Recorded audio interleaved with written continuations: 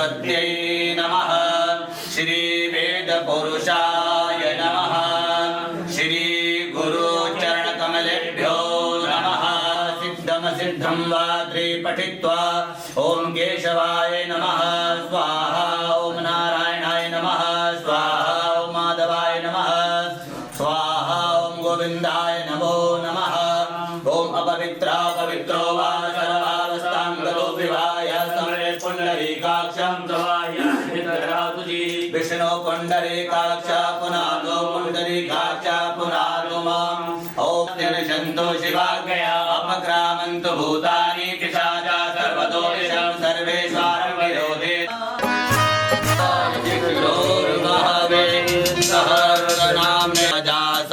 पशुसनि लोकसन्न भयसनि अग्निः प्रजां बहुलामे करोत्पन्नं पयोरेतो समासुधत्ता कर्पूरगौरं करुणावतारं संसारसारं मुनियादत्तं गृहाण परमेश्वर मंत्रपुष्पाञ्जलिं समर्पयामि। वृंदावन बिहारी लाल की जय, वेदव्यास भगवान की जय, भागवत महापुराण की जय। जय जय श्री राधे श्याम।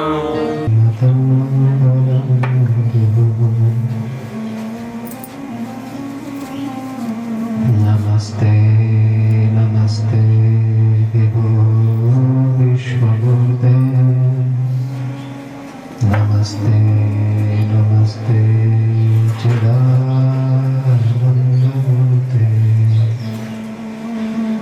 नमस्ते नमस्ते तपोयोगगम्य। नमस्ते नमस्ते श्रुतिज्ञानगम्य।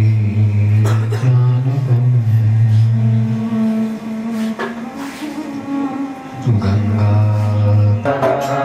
मारो धन राधा श्री राधा श्री राधा। हमारो धन राधा श्री राधा श्री राधा। धन धन राधा राधा राधा राधा राधा। परम धन राधा राधा राधा राधा राधा। परम धन राधा राधा राधा राधा राधा। परम धन राधा राधा राधा राधा राधा। हमारो धन राधा श्री राधा श्री राधा। हमारो धन राधा राधा राधा राधा राधा। जीवन धन राधा राधा राधा राधा राधा। धन राधा राधा राधा राधा राधा। हमारो धन राधा श्री राधा श्री राधा। हमारो धन राधा श्री राधा श्री राधा। धन राधा राधा राधा राधा राधा। धन राधा राधा राधा। धन राधा राधा राधा राधा राधा। धन राधा श्री राधा। संतों का धन राधा राधा राधा राधा राधा। संतों का धन राधा राधा राधा राधा राधा। भक्तों का धन राधा राधा राधा राधा राधा। भक्तों का धन राधा। अधिष्ठित प्रतिष्ठित पूजित वंदित निवेदित परम पावन दिव्य अलौकिक देवधरा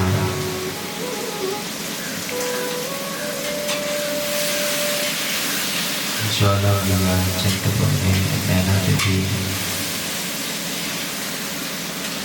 इन सिद्ध पीठों के मध्य में विराजमान होकर के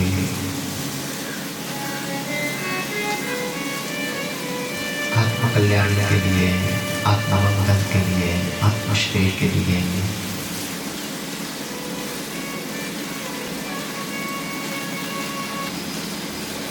महापुराण महासागर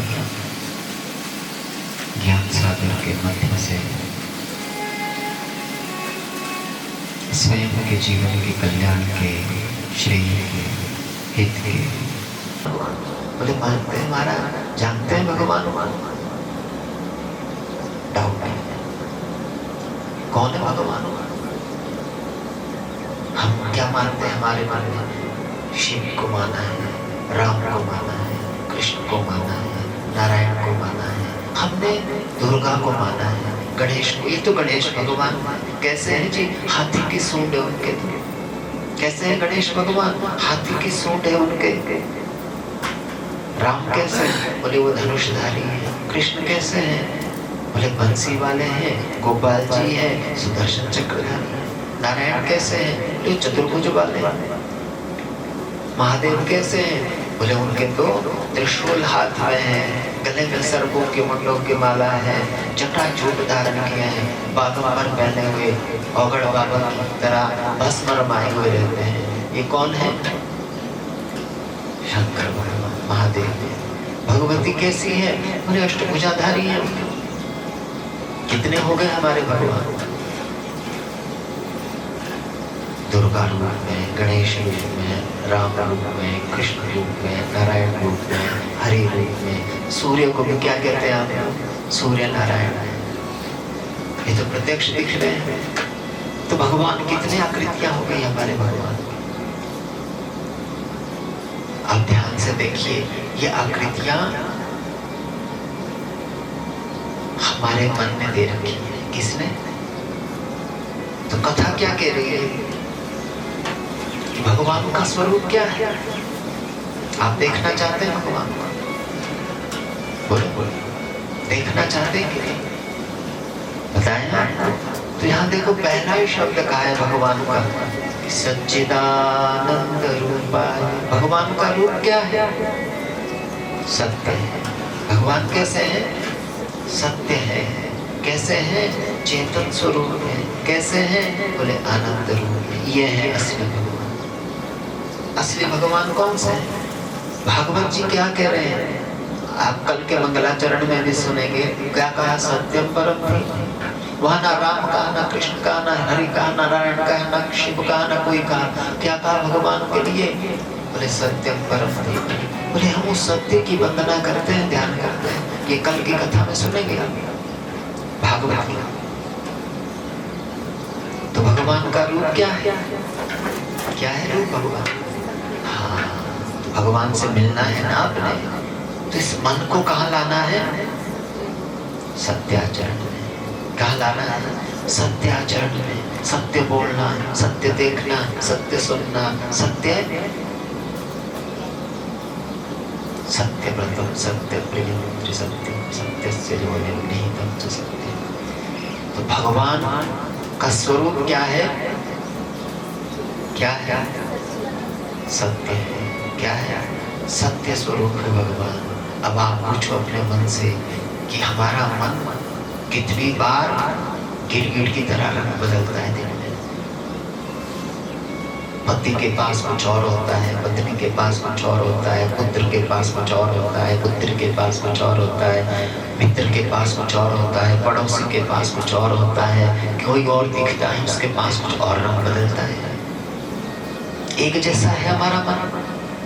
एक जैसा व्यवहार कर रहा है? एक जैसा आचरण कर रहा है? एक सत्य के मार्ग में चल रहा है ये मन? तो भगवान मिलेंगे? बोलो बोलो, ये ही निश्चय हो जाएगा, भगवान मिलेंगे हमें? नहीं। भगवान क्या है? सत्य में। कहाँ है? सत्य ही भगवान है। दूसरा कोई सत्य ही सनातन सत्य है, जो अनादि है, अनंत काल से है। कौन है वो? सत्य स्वरूप, चेतन स्वरूप, आनंद स्वरूप। इसलिए हम दुखी क्यों हैं, पीड़ित क्यों हैं? राम राम भी जप रहे, हरि नाम भी जप रहे, गोविंद नाम भी जप रहे, धाम भी जा रहे हैं, स्नान भी कर रहे हैं, तीर्थ भी नहा रहे हैं, महादेव की पूजा भी कर रहे हैं, भगवती को भी मना रहे हैं, गणेश को भी मना रहे हैं, फिर भी हम दुखी क्यों? बोल बोल, क्यों है हम दुखी? पूछा कभी अपने से? हम तो सत्य के मार्ग में हैं महाराज, हम तो आध्यात्मिक मार्ग में हैं। हम तो जैसा सुना हमने महाराज, जैसा हमने कथा में सुना, जैसे जैसे पंडितों ने बताया, जिसने जैसे कहा हमने तो वैसी पूजा की, वैसे माना, वैसे मनाया। दुख गया? क्यों नहीं आपको सुख मिला? क्यों उस नाम का फल नहीं हुआ? क्यों उस पूजा का परिणाम न दिखा? क्या कारण रहा इसका? आचरण। क्या कारण रहा?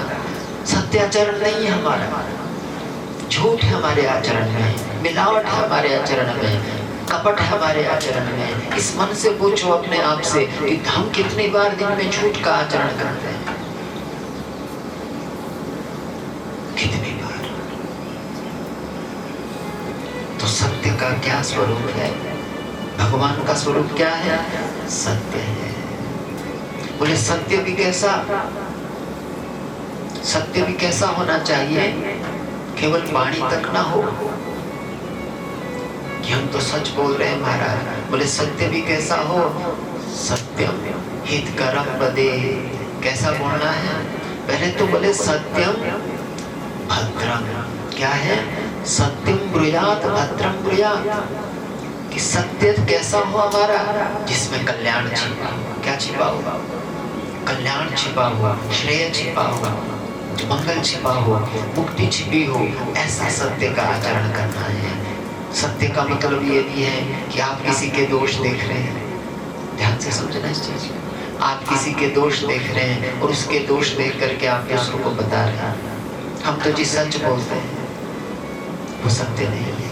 क्या कह रहे हैं शास्त्र, क्या कह रहे हैं संत हमारे?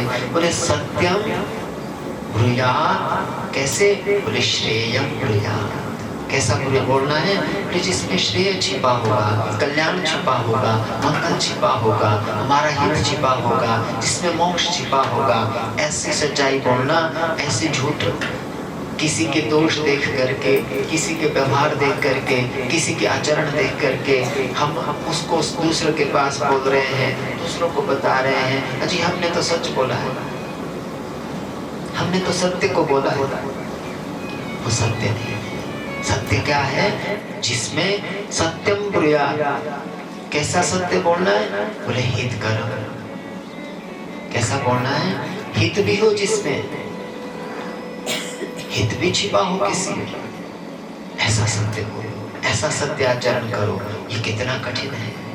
हम तो पहली बात सत्य ही नहीं बोल पाते, सत्य आचरण नहीं कर पाते, तो भगवान कैसे मिलेंगे? मैं ये कहता हूँ, आपको लिख के देता हूँ आज, आप एक बार भी राम का नाम नहीं जपना। क्या? एक बार भी राम का नाम मत जपना, कृष्ण का नाम भी मत जपना, हरि का नाम भी मत जपना, माँ भगवती का नाम भी मत जपना, शिव का नाम भी मत जपना, कोई गणपति गणेश सूर्य किसी का नाम मत जपना, ना ही मंदिर जाना आपने कभी। केवल क्या करना? सत्य का पालन करना, सत्य को आचरण में लाना, सत्य को मन में बैठाना कि हम झूठ ना बोलेंगे, झूठा आचरण ना करेंगे। हम अपने आप जीवन में इतना सा भी झूठ को देखते हो अपने मन को, कब ये कहाँ रंग बदलता है, तुरंत पकड़ो अपने मन को, पता चलेगा आपको। यहाँ से जाते ये संकल्प कितने दिन करो? केवल 7 दिन के लिए करो जरा ये संकल्प को कि हम 7 दिन झूठ नहीं बोलेंगे। क्या करना है? 7 दिन हम झूठ नहीं बोलेंगे। झूठा कोई भी चीज, पति पूछ रहा है, पत्नी पूछ रही है, पुत्र पूछ रहा है, कोई पिता पूछ रहा है, माता पूछ रही है, सास पूछ रही है, बहू पूछ रही है, कोई भी बात, वहाँ थोड़ी भी बनावट, दिखावट, कोई चीज मिलावट मन में मत आने देना। थोड़ी भी तुरंत पकड़ना अपने मन को कि ये तो मैं तो यहाँ दिखावा कर रहा हूँ। ये चीज 7 दिन धारण करने से। कितने दिन? 7 दिन केवल अभ्यास करो इस चीज का। फिर बोलना बाबा झूठ बोलता, कुछ मत जपना, राम राम भी मत जपना, कुछ मत करना, बस अपने को इस ढाल में चले जाना। राजा हरिश्चंद्र ने किसकी उपासना की थी? राम राम की जपा था। मैंने तो नहीं सुना, मैंने पूरा देवी भागवत में हरिश्चंद्र का चरित्र पढ़ा।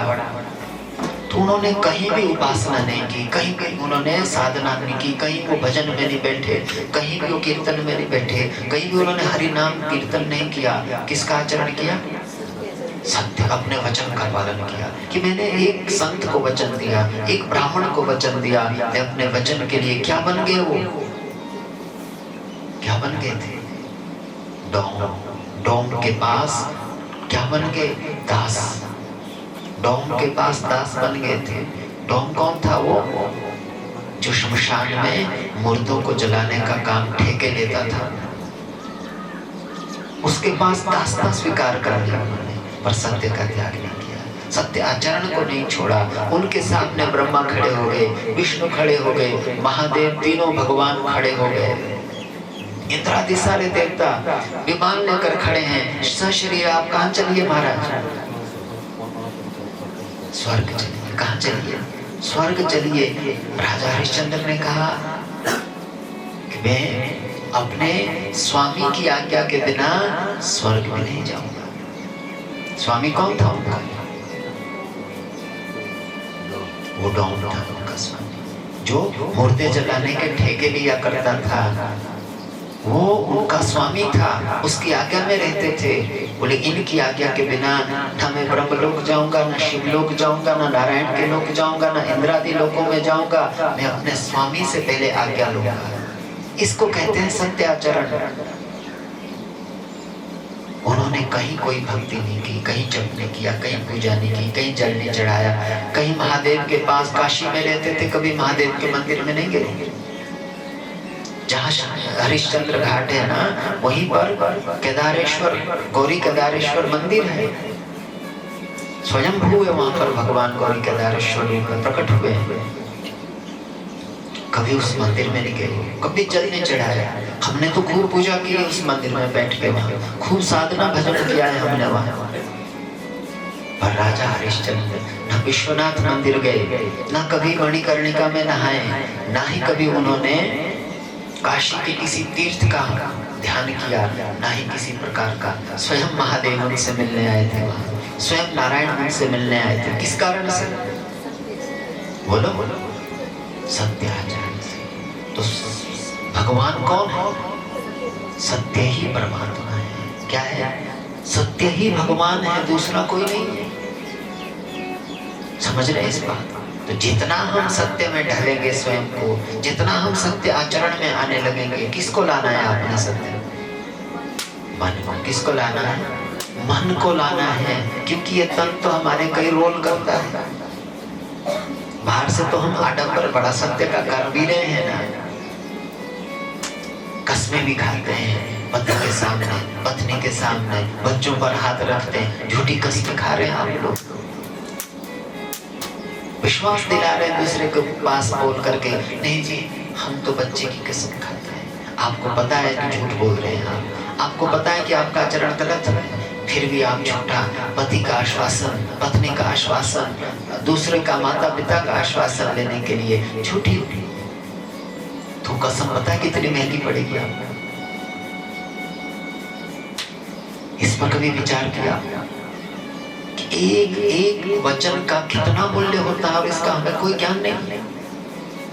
एक जो हम कसम खा ली, एक जो प्रतिज्ञा ले ली, कसम का मतलब प्रतिज्ञा होती है।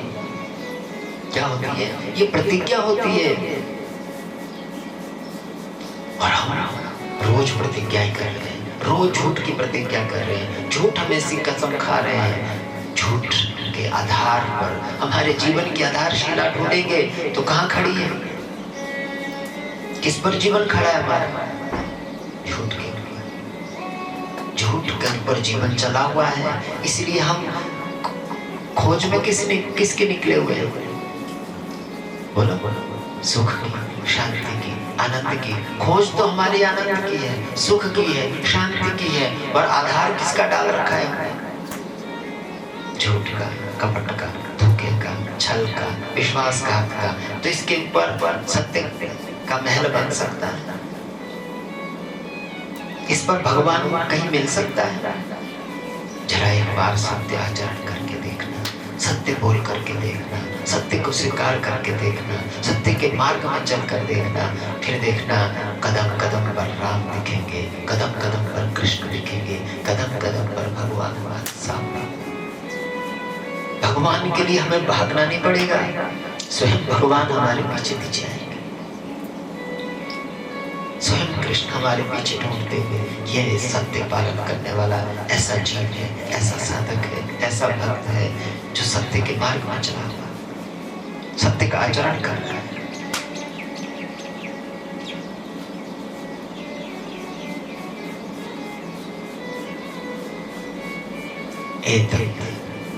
मतम संत कह रहे हैं कि ये मेरा मत है कि जिस सत्य में हित छिपा होगा, कल्याण छिपा होगा, व्यवहार में देखो कि हम कैसा सत्य कर रहे हैं, कैसा आचरण कर रहे हैं, कैसा सत्य बोल रहे हैं, इसमें दूसरे का हित है, दूसरे का प्रिय है, ऐसा आचरण।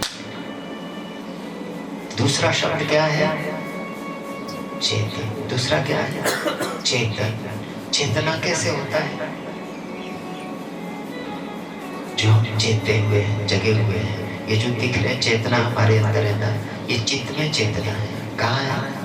चित्त में चेतना है। अन्यथा ये चेतना ना होती तो हम होते। तो ये चेतना किस में है? भगवान। किस में है? यही भगवान है। समझ रहे इस बात को? ध्यान से समझ। जो ये देख पा रहे हैं, हम बोल पा रहे हैं, सुन पा रहे हैं, हम चल पा रहे हैं, गा पा रहे हैं, जो ये सारे दृश्य जो हो रहे हैं हमारे से, ये किस में है? यही भगवान। दूसरा कोई भगवान नहीं है। हम आप लोग ही जो ये चेतन रूप में बैठे हुए हैं, सचेत रूप में बैठे हुए हैं, ये क्या है? यही भगवान है। तो आदर करो जीव का। क्या करना है? जीव का आदर करना सीखो, उन्हें प्रणाम करना सीखो, उन्हें नमन करना सीखो, उनको आदर देना सीखो, उनमें भगवान को ढूंढो। वही जीव ही हम आपके बीच में बैठा हुआ। ये अभी बताया था ना कि हमारा स्वरूप क्या है? क्या स्वरूप है? ज्योति रूप है। क्या है? ये जलती हुई ज्योति जब तक अंदर है तब तक अब ये देख पा रहे, बोल पा रहे, सुन पा रहे, जो चीजें हो रही है हमारे में, क्रियाएं आ रही है, चेतना ये किस में है? उस ज्योति में। किस में है? उस ज्योति में के होने से हम ये चीजें क्रियाएं कर पा रहे हैं। ये क्या है? चेतना। इसे क्या कहते हैं? चेतना। और दूसरी चेतना क्या होता है? कि चेतना भी है। हम क्या है? अभी सोए हुए हैं। क्या है? सोए हुए हैं, खोए हुए हैं, उलझे हुए हैं, भटके हुए हैं। हम लोग भ्रम में फंसे हुए हैं, संशय में पड़े हुए हैं। तो चेतिए जरा, कथा में बैठ करके चेतो, बहुत बीती थोड़ी रही, नारायण अब तो चेत। क्या? बहुत बीत गई, थोड़ा थोड़ा जीवन बचा है, थोड़ी थोड़ी सांसें बची हम लोगों की। नारायण अब तो चेत, काल चरैया चुग रही, निस दिन आयु खे। चेतना क्या है? ये विचार ही चेतना है। क्या है? ये विचार चेतना है। क्या? कि बहुत बीत गया जीवन, बैठ करके सोचो कितनी आयु हो गई हम लोगों की। यही पंचवेश्याएं हैं इस मन रूपी धुंधुकारी को गिराने वाली, इसे मिटाने वाली, इसे आत्मघाती बनाने वाली, इसको मृत्यु का ग्रास बनाने वाली और कोई नहीं है। हमारी ये 5 इंद्रियां। इसीलिए मैंने कहा था कि यही तप है। अभी बताया था ना, धर्म का चरण तप। आंखों का तप करो, कानों का तप करो, त्वगेंद्रिय का तप करो, रसनेंद्रिय का तप करो, घ्राणेंद्रिय का तप करो।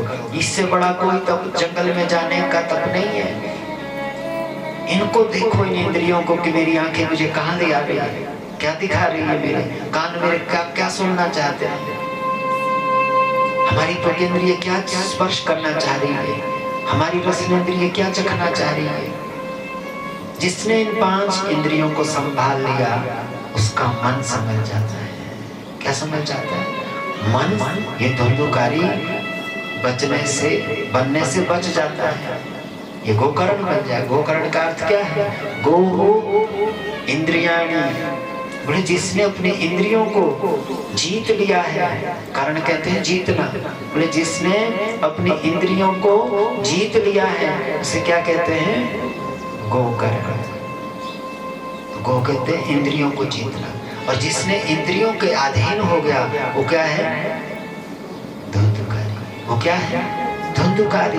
वो धुंध में है, वो दुविधा में है, उसे रास्ता नहीं दिख रहा है। धुंध देखिए ना आपने, प्रयागराज जाना आजकल आप कहाँ प्रयागराज जाएंगे ना, वहाँ जैसे आप बैठे इतने में आदमी भूल जाता है, रास्ता नहीं दिखता। रोज चलने वाले हम जैसे लोग भूल जाते रास्ता। क्यों? क्या है वहाँ? धुंध है। क्या है वहाँ? धुंध। तो धुंध होने से क्या होता है? रास्ते भूल जाते हैं, रास्ते नहीं दिखते हैं। तो ऐसे ही हमारे जीवन में भी जब धुंध आ जाती है विचारों में, तो मन ये आंखों के इसमें पड़ जाता है, शब्द के इसमें पड़ जाता है, रसनेंद्रिय के इसमें पड़ जाता है, घ्राणेंद्रिय के इसमें पड़ जाता है। तो इसके अंदर विषयों की धुंध आ जाती है। इसकी धुंध आती है, विषयों की धुंध आने से मन क्या बन जाता है? क्या बन जाता है? धुंधकारी। तो जब ये मन धुंधकारी हो गया तो तब ये इसे गिरा देती है और इसकी मृत्यु हो जाती है, और ये क्या बन जाता है? प्रेत। हम सोच रहे हैं कि प्रेत कोई ऐसी आत्मा हो, हम आप लोग ही प्रेत हो। कौन है? ये जीव ही प्रेत्य हो गया है। प्रेत्य मतलब मृत्यु को प्राप्त होना ही प्रेत्य है। प्रेत्य क्या होता है? कि जिसने मृत्यु को जीत लिया उसने जीवन सफल बना लिया। और जो अभी तक मृत्यु का ग्रास बना हुआ है, इन विषयों में जिसकी इंद्रियां फंसी हुई है, तो हम कहाँ खड़े हैं अभी? बोलो बोलो। धुंधकारी के स्थान कहाँ खड़े हैं? धुंधकारी के स्थान में यदि मनुष्य बन करके हम लोगों ने अपनी इंद्रियों को संयमित नहीं किया हुआ है, अपनी इंद्रियों को अपने वश में नहीं किया हुआ है, तो हम कहाँ खड़े हैं?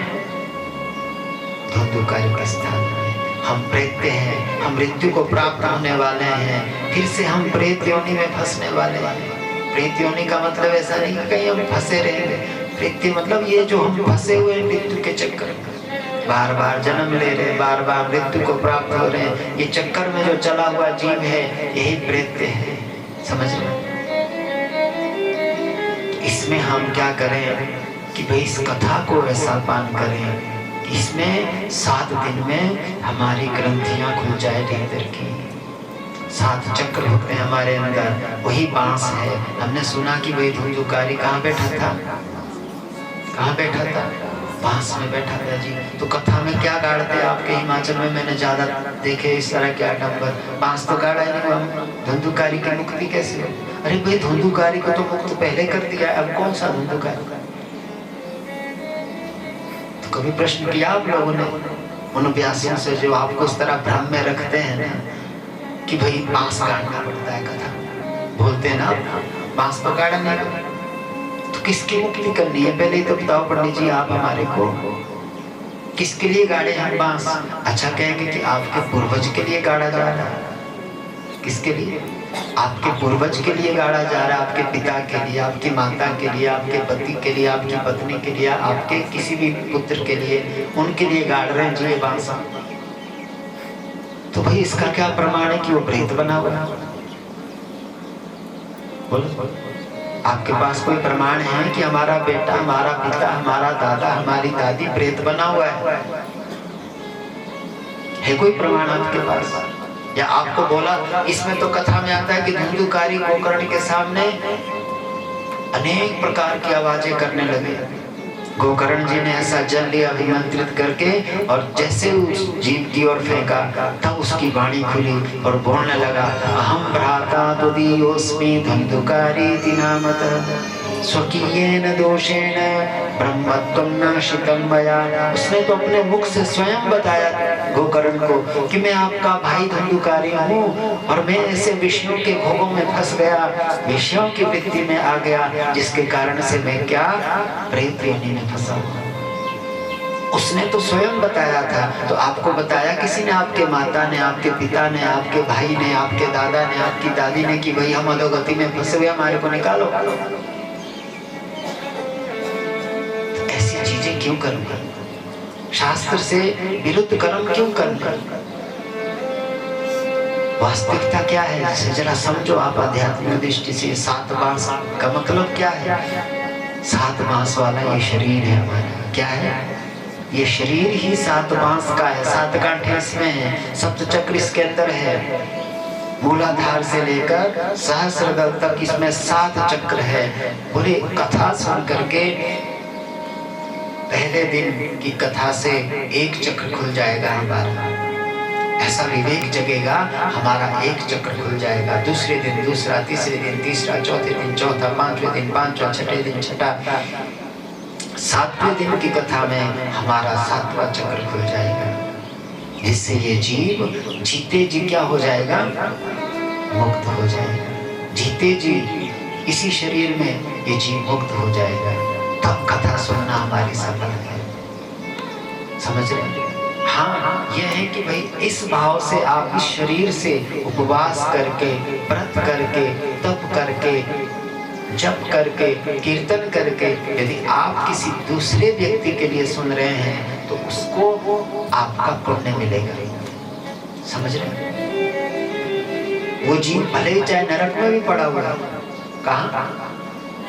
नरक में भी पड़ा हुआ है, और आप यहाँ बैठ करके अपने पिता के लिए, अपनी माता के लिए, अपने भ्राता के लिए या किसी पति पत्नी के लिए आप यहाँ कथा सुन रहे हैं कि उस जीव का हे भगवान, हे भागवत भगवान, उस जीव का कल्याण होना चाहिए।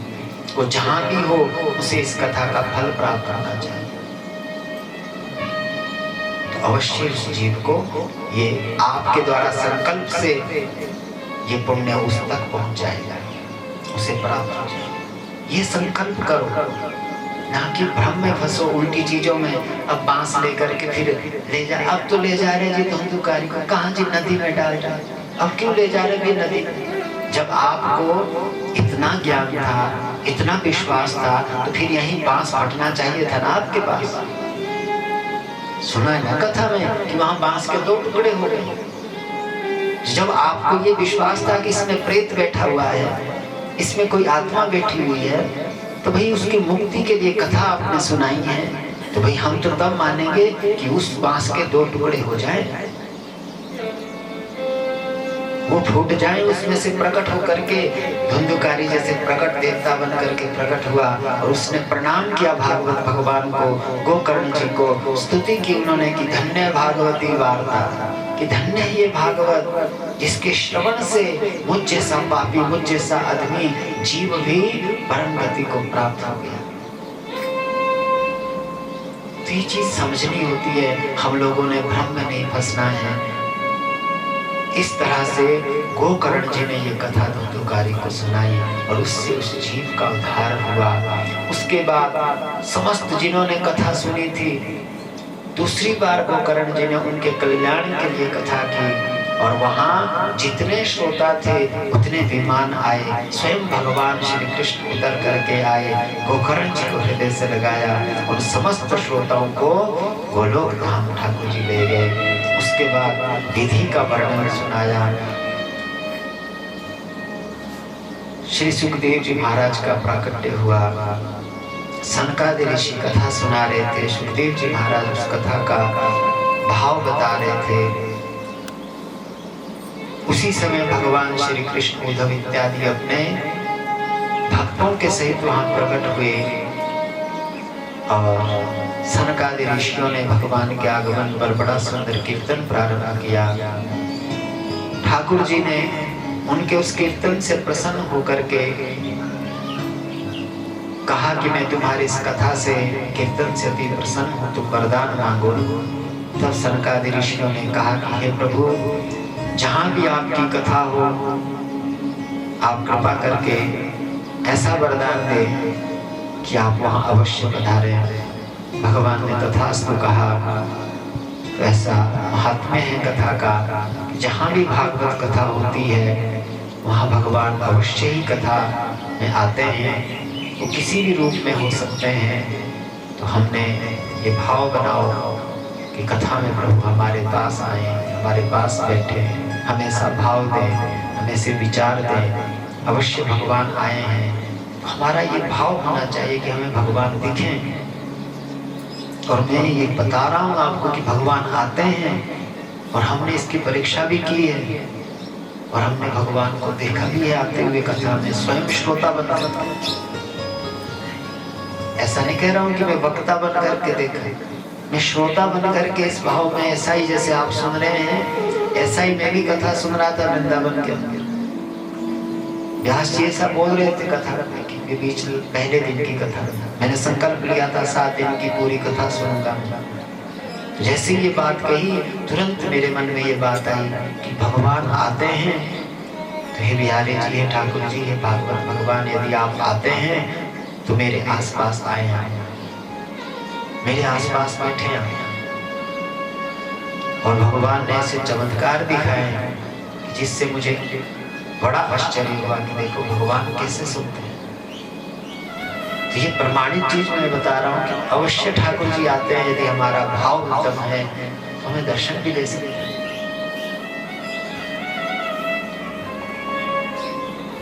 इसके बाद सूत जी ने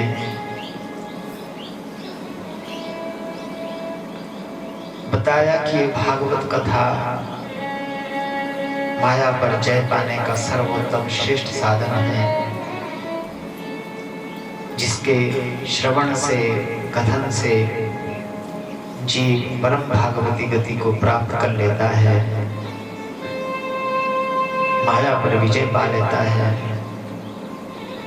ऐसा ये दिव्य भागवत महापुराण है, जिसके श्रवण से जीव मुक्ति पा लेता है।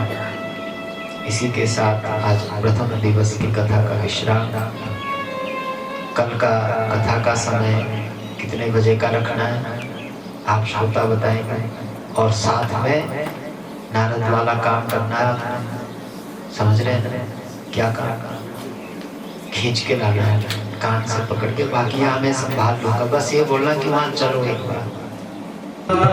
की है आरती अभियो बाप से ये अमर ग्रंथ, ये मुक्ति पंथ, ये पंचम वेद निराला, नव ज्योति जगाने वाला। ये अमर ग्रंथ, ये मुक्ति पंथ, ये पंचम वेद निराला, नव ज्योति जगाने वाला। हरि नाम यही, हरि धाम यही, हरि धाम यही, जग के मंगल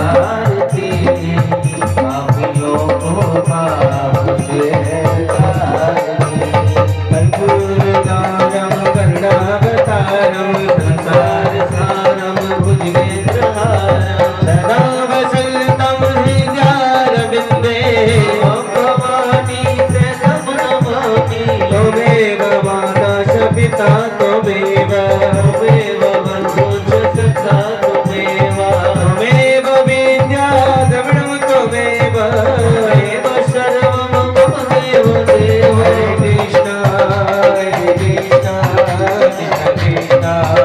हरे हरे हरे राम राम राम हरे हरे हरे कृष्ण कृष्ण कृष्ण हरे हरे हरे राम राम राम हरे हरे। ॐ जलेना शीतले करणं पुष्पे देवतादिवन्दं हस्ताभ्याम् आत्मबन्धनम् आराटिक्यं ग्रहणं मन्त्रपुष्पाञ्जले ॐ एकदन्ताय विद्महे वक्रतुण्डाय धीमहि तन्नो दन्ति प्रचोदयात् ॐ तत्पुरुषाय विद्महे वृन्दावन बिहारी लाल की भागवत महापुराण की वेदव्यास भगवान की जय जय श्री राम।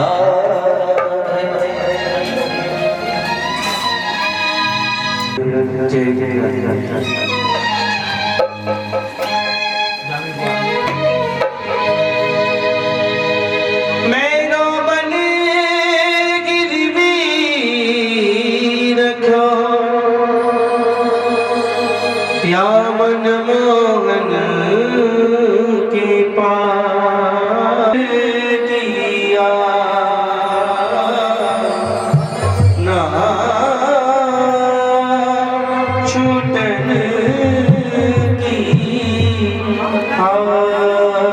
आखिरी जग सारा मुझे मिला ना प्रीतम प्यारा मैं ढूंढ सही जग सारा मुझे मिला ना प्रीतम मुझे मिला ना प्रीतम प्यारा मैं ढूंढ चुकी जग सारा मुझे मिला ना प्रियतम प्यारा मुझे मिला ना प्रियतम प्यारा मुझे मिला ना प्रियतम प्यारा मैं ढूंढ फिरी जग सारा मुझे मिला ना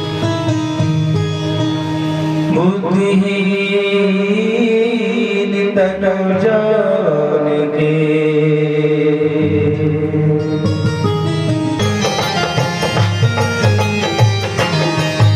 बोले सतगुरुदेव भगवान की जय हो व्यास जी महाराज की जय हो स्वामी जी महाराज की जय हो। पतझड़ है मेरा जीवन बन के बाहर आजा पतझड़ है मेरा जीवन बन के बाहर आजा पतझड़ है मेरा जीवन बन के बाहर आजा पतझड़ है मेरा जीवन बन के बाहर आजा सुन ले पुकार का नाम बस एक बार आजा ले पुकार का नाम बस एक बार आजा बेचैन बन के तुम ही बेचैन बन के तुम ही आराम मुरली वाले मुझे चरणों से लगा ले मेरे श्याम मुरली वाले मुझे चरणों से लगा ले मेरे श्याम मुरली वाले मेरे श्याम मुरली वाले जन्मों की मैं हूँ प्यासी।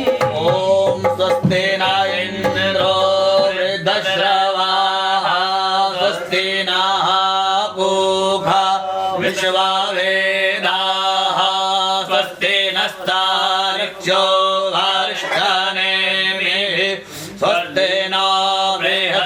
तर्दधातो प्रेषदशवामरुतः वृषणे मातरः शोभं यावान वेदते ओषगमायाः अग्ने जह्वामनवः सूर्यचक्षसो विश्वेन देवावसागमन्यः भद्रं कर्णैर्भिः शृणुयामदेव भद्रं पतियेमाक्षभिर्जरतराः स्थिरैरङ्गैस्तुष्टुवागुंसस्तनो बिर्भसे महिदेवहितञ्जनायुः शतमन्नो शरदो अन्ते देवाजगरानश्चकराधरसन्तनो नाम पोषितकरानवनेरदाः पीताम्बरारुणबिम्बफलारुष्टाः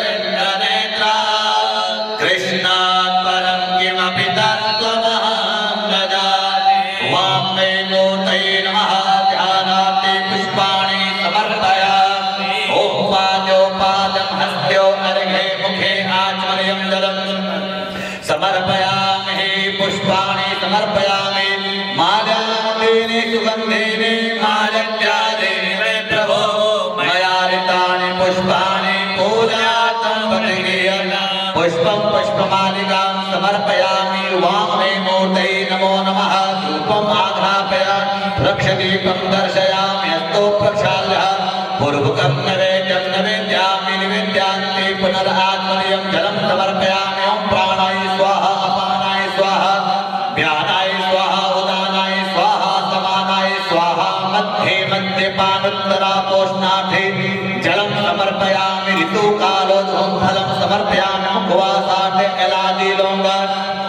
ताम्रपत्रापूङ्गी फलं समर्पयामि कृताया पूजाया तादगुण्यादे प्रदक्षिणां समर्पयामि अनेन दिव्यास्तविशालबुद्धे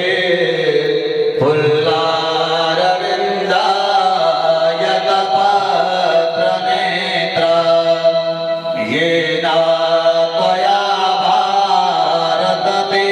भारततीलपूर्णा प्रज्वालितो ज्ञानमयः प्रदीपः शङ्करं शङ्कराचार्यं केशवं बादरायणं सूत्रभाष्यकृतो वन्दे भगवन्तो पुनः पुनः ईश्वरो गुरुरात्मेति मूर्तिवेदविभागिने व्योमदव्याप्तदेहाय दक्षिणामूर्तये नमः ॐ इदगुं हविः प्रजननं मे अस्तु दशवीरगुं सर्वगणगुं स्वस्तये आत्मसने प्रजासने पशुसने लोकसन्न्यभयसनिः अग्निः प्रजां बहुला मे करुणं पुष्पेण देवतादिवन्दनं हस्ताभ्याम्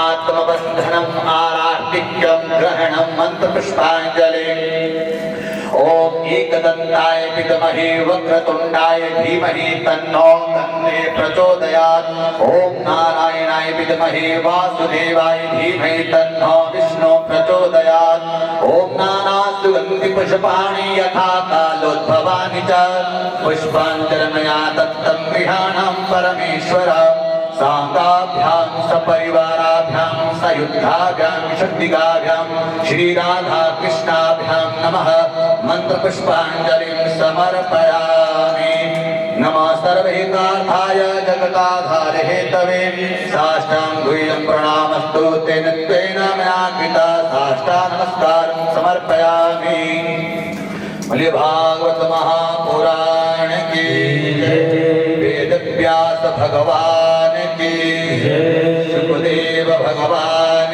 की जय जय श्री राधे सभी गोविंद गोपाल राधे माधव कृष्ण गोविंद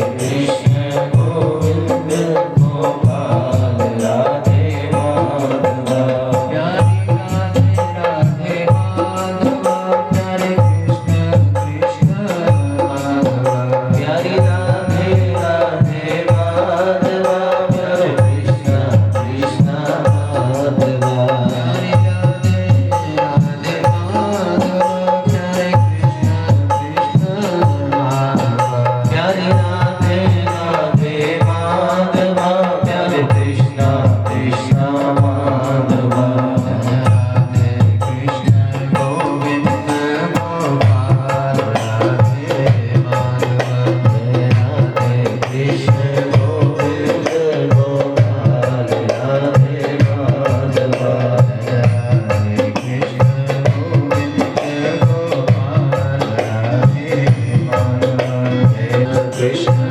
माधव कृष्ण कृष्ण माधव राधे राधे माधव राधे राधे माधव कृष्ण कृष्ण माधव कृष्ण कृष्ण माधव राधे कृष्ण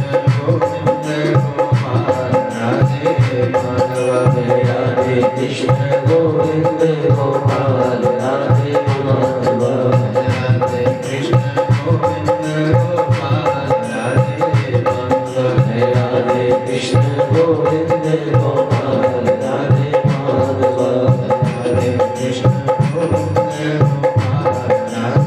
माधव राधे कृष्ण गोविंद गोपाल राधे माधव राधे कृष्ण गोविंद गोपाल राधे माधव राधे कृष्ण गोविंद गोपाल राधे माधव कृष्ण गोविंद गोपाल राधे माधव राधे कृष्ण गोविंद गोपाल राधे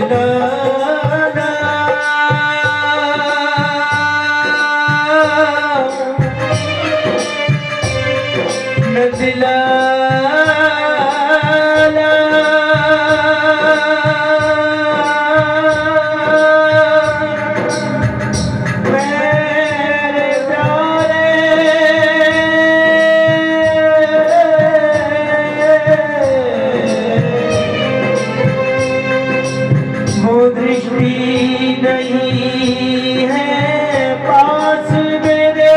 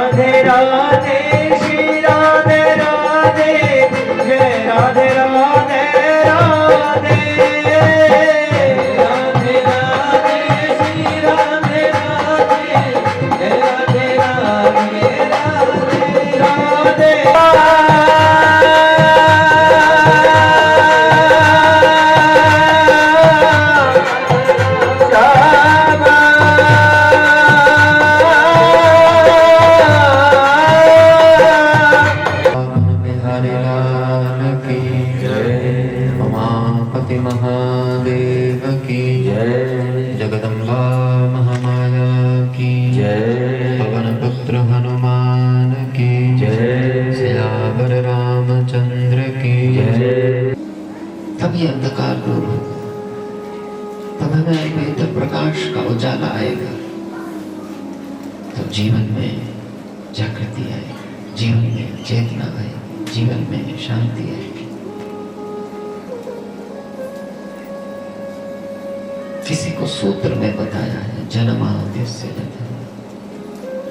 कि पहले जन्म को ढूंढो कि हमारे जन्म कहाँ से हुए, क्यों जन्म रहे हैं, किस लिए जन्म रहे हैं, किस कारण से जन्म रहे हैं, कहाँ से ये सृष्टि जन्मी है। इस पर विचार करो, इसके ऊपर चिंतन करो।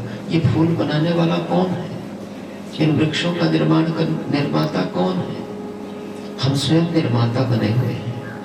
हम स्वयं को समझ रहे हैं कि मैंने पुत्र को बनाया, मैंने पुत्री को बनाया, मैंने अमुक मकान बनाया, मैंने अमुक दुकान बनाई, मैंने अमुक कार्य को बनाया। हम स्वयं को कर्ता बने हुए हैं। यही हमारी उलझन है, क्योंकि हम आधार तक नहीं पहुंच पा रहे हैं, मूल तक नहीं पहुंच पा रहे हैं, वास्तविकता तक नहीं जा पा रहे हैं कि बनाने वाला तो कोई और बैठा है। हम आप लोग तो इस प्रकार के एक यंत्र है, इस प्रकार के एक साधन है जो हमारे द्वारा कोई काम करा रहा है, हवा ले रहा है। जैसे पंखा लगा हुआ है, ये माइक लगा हुआ है। अब ध्यान से देखो, इस माइक में है बोलने की क्षमता। बोलो, माइक बोल सकता है? माइक में है वो ऊर्जा? नहीं। इसके पीछे सूक्ष्म चीज देखो, क्या है? इसमें बोलने की शक्ति कहां से आई? बिजली। क्या है? बिजली दिख रही है हमें कहीं? बिजली का पता चल रहा है हम लोग? नहीं। जैसे सूक्ष्म छुपी हुई बिजली है, वो अपना काम कर रही है। वाणी उसमें है, शक्ति उसमें है, आकर्षण उसमें है, चुंबकीय जो खींचने वाली शक्ति है, बोलने वाली शक्ति है, वो कहाँ है? बोलो, बिजली। तो बिजली हमें प्रतीत हो रही है। अभी कनेक्शन कट जाए, ये माइक बोल सकता है? हमने क्या मान लिया? अच्छा माइक है, बढ़िया माइक है बोलने वाला, मान रहे ना? क्योंकि हम आधार को नहीं देखते हैं। बोलने वाली तो बिजली है, बिजली ना होगी माइक बोल सकता है? अब इसी तरह जरा थोड़ा अपने ओर देखो, अपने से यंत्र की ओर देखो, अपने शरीर की तरफ देखो कि हम बोल सकते हैं। हमारे भीतर कनेक्शन ना होगा, यंत्र ना होगा, हमारे भीतर वो भगवान बैठा हुआ ना होगा, जीवात्मा ना होगा, ये शरीर बोल सकता है? बोलो, ये चल सकता है? ये किसी को जन्म दे सकता है? यदि हम जन्म देने वाले होते, यदि हम किसी का निर्माण करने का सामर्थ्य करने वाले होते, तो फिर मुर्दा क्यों नहीं कर रहा है?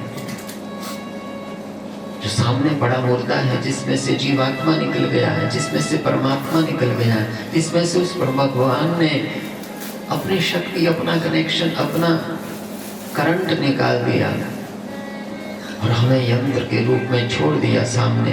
अब हम लोग पड़े हुए हैं जड़ की तरह। इसको खोजना है, इसके लिए कह रहे हैं जन्माद्यस्य यतः। बोले जन्म किससे हो रहे हैं, उत्पत्ति किससे हो रही है, पालन किससे हो रहा है, हम चल किससे रहे हैं, इस पर विचार करना, इस पर चिंतन करना, इस पर जो है ध्यान रखना, उसके बारे में सोचना, उसके बारे में चिंतन करेंगे जब पता चलेगा कि हम तो कुछ नहीं है।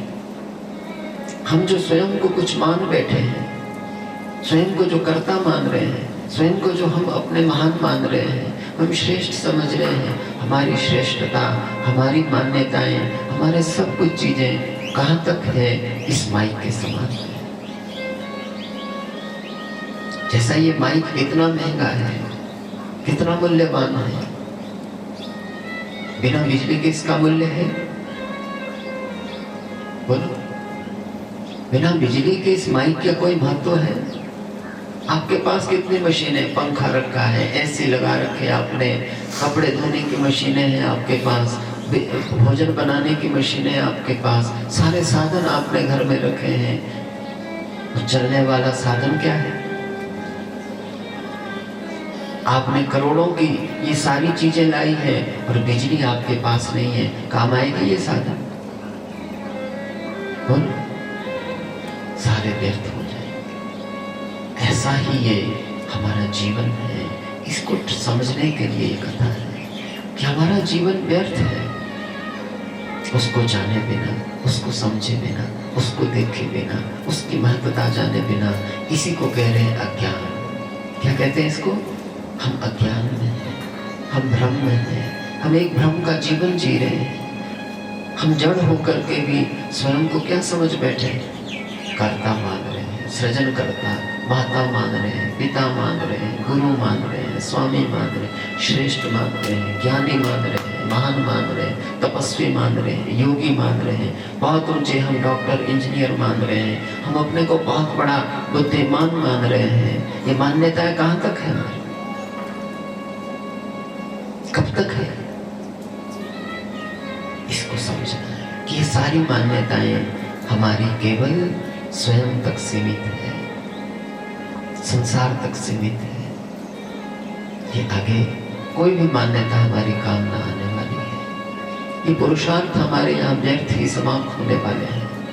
इनमें से कोई साधन हमारे साथ में ना आने वाला है। तो इसका आधार ढूंढना है, इसका कारण खोजना है कि भाई ये जो सृजन हुआ, ये प्रपंच खड़ा हुआ है हमारे सामने, जो हमें दिख रहा है अस्थि होकर के, जो ये प्रतिभासित हो रहा है हमें, ये क्या है? किसने बनाया? ये गेहूं, ये जौ, ये सारी चीजें, ये बीज कहाँ से आए? किसने दिए हमारे लिए बीज? हमने गेहूं का निर्माण किया? हमने धान का निर्माण किया? बोलो, हमने फलों का निर्माण किया? हमारे हाथ तो कहीं से बीज आ गए, वो बीज हमारे हाथ लगे और हम निर्माता घोषित कर दिए, मैं तो महाराज इतना बड़ा बागी हूँ, मैं तो इतना बड़ा किसान हूँ, मैं तो इतना बड़ा उद्योगी हूँ। कोई यंत्र हाथ आए हमारे, कोई बीज हाथ आए हमारे, और हमने अपने को क्या बन गया? जैसे कहावते हैं ना, चूहे को मिली क्या? हल्दी की पुड़िया। क्या मिली? हल्दी की पुड़िया मिल गई। रात्रि में घूमते घूमते चोरी करते चूहे को, उसे खींचता घसीटता हुआ अपने दिल में ले गया, और क्या समझ बैठा? अंसारी। क्या बन गया? चूहे को मिली हल्दी की पुड़ी और अपने को क्या मान गया? अंसारी। दुकानदार समझ बैठा कि मैं बहुत बड़ा माली हूँ, बहुत बड़ा लाला हूँ, मेरे पास अब बहुत बड़ी हल्दी है। तो वो स्थिति हम आप लोगों की है कि हमारे को जहाँ जहाँ भी हम कर्ता मान रहे हैं, जहाँ जहाँ भी हम अपने को कुछ महान मान रहे हैं, उसके आधार में देखना, उसके मूल में देखना, उसके मूल में ढूंढना। आज की कथा है ही मूल की। उसमें से एक योनि क्या है? क्या है? मनुष्य की योनि। अब इसको जरा आप ध्यान से देखिए। बाकी सारी योनियों में हम ये चर्चा सुन सकते हैं, हम अपने बारे में विचार कर सकते हैं। किसी भी योनि, गधा बन करके, घोड़ा बन करके, सूअर बन करके, सर्प बन करके, बिच्छू बन करके, पक्षी बन करके, कीड़े मकोड़े बन करके, पतंगे बन करके, किसी भी जीवन को देखो, हमारे सामने जितने जीवन हैं, कितने दृष्ट हैं और कितने अदृष्ट हैं। हम किसी भी योनि में होते तो हम विचार कर पाते, हम सोच पाते, हम किसके लिए कहते हैं? हमें जब पड़ा हुआ कीड़ा दिखता है, पड़ा हुआ कोई सूअर दिखता है, कहाँ? कीचड़ में, गंदगी में, हमारे ही मल को खा रहा है। कौन? सूअर। हम जिस मल को त्याग रहे हैं बाहर दूर जा करके, उसको खा रहा है वो। उस पर कभी विचार किया कि हमने भी इस मल को पाया है? इस गंदगी में हम भी रहे हैं कभी? हमने भी सूंघी है गंदगी और बड़ी। ऐसा नहीं कि हमने घृणा से, जैसे सुअर बैठा हुआ है वैसे हम लोग उस गंदगी में खुद को देखूंगा कि मैं भी ऐसा था और मैं भी वहां जाऊंगा। यदि मानव बन करके इस अवसर को चूक गए, हम इस बार को यदि हमने चूक लिया, अभी हम लौटे ना वापिस, इस समय भी यदि हम उसी दौड़ में, उसी अंधता में, उसी अंधकार में, उसी अज्ञता विवेकता में, उसी तरह से यदि हम अभी भी चले रहे अंधे होकर के, तो कल को सुअर भी बनना पड़ेगा, गधा भी बनना पड़ेगा, घोड़ा भी बनना पड़ेगा, खच्चर भी बनना पड़ेगा, सर्प बिच्छू भी बनना पड़ेगा, सारे पूरे फिर घूमना पड़ेगा। इसी को कहते हैं विवेक, विचार, चिंतन, मंत्र।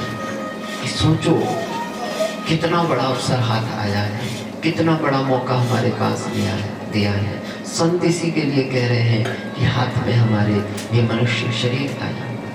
क्या आया है? ये मनुष्य शरीर हाथ में आया है। और इसे भी गंवा दिया हमने, इसका यदि सदुपयोग ना किया हमने, इसे संसारिक इन झूठी वस्तुओं के लिए, झूठे द्रव्य के लिए, झूठी मान सम्मान के लिए, झूठे यहाँ के स्थानों के लिए यदि हम जूझते रहे, लड़ते रहे, जरा ध्यान से देखो क्या कह रहे हैं यहाँ संत महापुरुष। वो हमें बता रहे हैं यहाँ की महत्ता, वो हमें दिखा रहे हैं यहाँ की वास्तविकता। वो बता रहे हैं कि भाई हम झूठे मालिक क्यों बनने जा रहे हैं, हम झूठे अपने आप को अधिकारी क्यों बन रहे हैं। संत हमें इन श्लोकों के द्वारा, इन ग्रंथों के द्वारा हमें जागृति दे रहे हैं कि जन्माद्यस्य यतोऽन्वयादितरतः चार्थेष्वभिज्ञ स्वरा तेने ब्रह्महृदाय आदिकवये मुह्यन्ति यत्सूर्यः तेजो वारिमृदां यथा विनिमयो यत्र त्रिसर्गो मृषा धाम्ना स्वेन सदा निरस्तकुहकं सत्यं परं धीमहि। संत महापुरुष हम आप लोगों के लिए संकेत कर रहे हैं, संदेश दे रहे हैं, चेतना का, जागृति का, उठने का कि हे जीव उठ जा, तू जग जा, तू अपने श्रेय कल्याण के मार्ग में प्रशस्त हो। तू जिधर जा रहा है इधर तेरा हित नहीं, इधर तेरा मंगल नहीं, इधर तुझे शांति न मिलेगी। तू अपने आधार की ओर आ, अपने मूल की ओर आ, तू पीछे की ओर लौट। तेरे को ये दुर्लभ साधन मिला हुआ है, तू इसका सदुपयोग कर। इसी से तू लौट सकता है। अभी भी यदि तू इस साधन को पा करके भी उसी गंदगी में जाना चाहता है, उसी दुर्गंध में जाना चाहता है, उसी कीचड़ में जाना चाहता है, उसी दलदल में जाना चाहता है, तो तेरा मानव होना व्यर्थ हो गया, तेरा मनुष्य होना फिर व्यर्थ हो गया। तो मनुष्य होकर के भी पाशविकता का कार्य कर रहा है। पशुओं का काम, कीड़ों का काम, नारकीय जीवों का काम तो मनुष्य होकर के कर रहा है। तो लौट जाओ बस, बोलो भगवान का है, किसका है? छोटे से छोटी वस्तुएं भी किसकी है? भगवान की है, राम की है, कृष्ण की है, अपने इष्ट की है। उससे मानो, उसको रखो। ये अपना मंदिर है, इसमें हमने भगवान बैठा रखे हैं और उन्होंने हमें सेवा दे रखी है। हम आप लोग कौन हैं? कौन है हम? सेवक हैं, नौकर हैं। अच्छा, नौकर आप कराते हैं कभी नौकरों से काम घर में? कराते तो होंगे कोई ना कोई। नौकर कहता है कभी कि मैं यहाँ का मालिक हूँ? बोलो, आपके घर में काम करने वाला कोई आता है, अथवा आपके खेत में आता है, कभी कोई काम के लिए आता है, कहीं भी दुकान में आता है, कोई भी किसी को काम में रखा है आपने वेतन से, वो कभी बोलता है कि मैं यहाँ का मालिक हूँ? बोलता है? कोई खेत में काम करने वाला कोई दूसरा व्यक्ति वहां आता है, वो ये घोषणा करता है कि मैं यहाँ का मालिक हूँ जी? तो आप करते हैं घोषणा? बोलो, आप लोग घोषणा करते हैं कि नहीं? इस घर का मालिक कौन है? मैं हूँ राजेश शर्मा। कागज जी मेरे पास है, देखिए। दूसरे मकान का मालिक कौन है? मैं हूँ राम। अगले घर का मालिक कौन है? मैं हूँ जी कृष्ण। मैं हूँ जी, जो भी अब अपने नाम से हम पक्के कागज लेकर के बैठे हुए, कागज है हमारे पास। हमने कभी विचार किया, कभी सोचा इस बारे में कि मेरे से पहले कौन था यहाँ मालिक?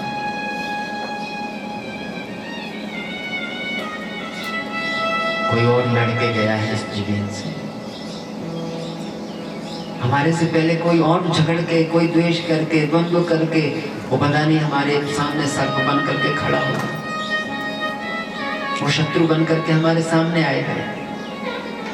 जहां आज हम दावा कर रहे हैं, जिस मकान का, जिस दुकान का, जिस फैक्ट्री का, जिस कंपनी का, या जिस भी वस्तु का हम दावा कर रहे हैं, कल किसी और के हाथ में थी वो।